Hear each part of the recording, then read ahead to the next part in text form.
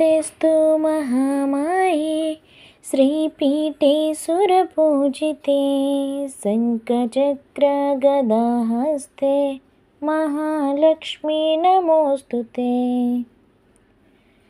नमस्ते गरुडारूढे डोलसूरभयङ्करी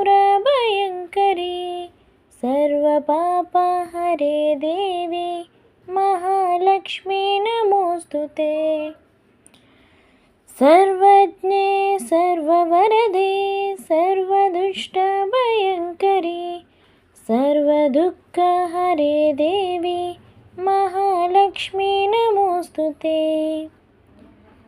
सिद्धिबुद्धिप्रदे देवी भुक्तिमुक्तिप्रदायिनी मंत्रमूर्ते सदा देवी महालक्ष्मी नमोऽस्तुते।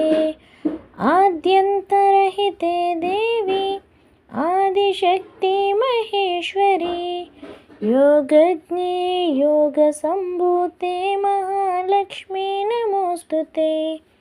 स्थूलसूक्ष्म महारौद्रे महाशक्ति महोदरे महापापहरे देवी महालक्ष्मी नमोऽस्तुते।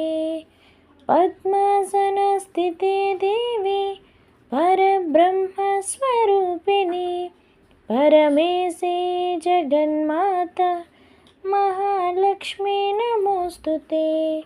श्वेताम्बरधरे देवी नानालङ्कारभूषिते जगस्थिते जगन्माता महालक्ष्मी नमोऽस्तुते।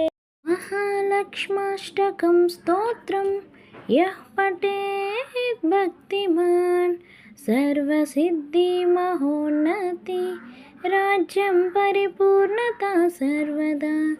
एककाले पठेत् नित्यं महापापविनाशनं द्विकालं यः पठेत् नित्यं धनधान्यसमान्वितः त्रिकालं यः पठेत् नित्यं महाशत्रुविनाशनं महालक्ष्मीर्भवेत् नित्यं प्रसन्नवर।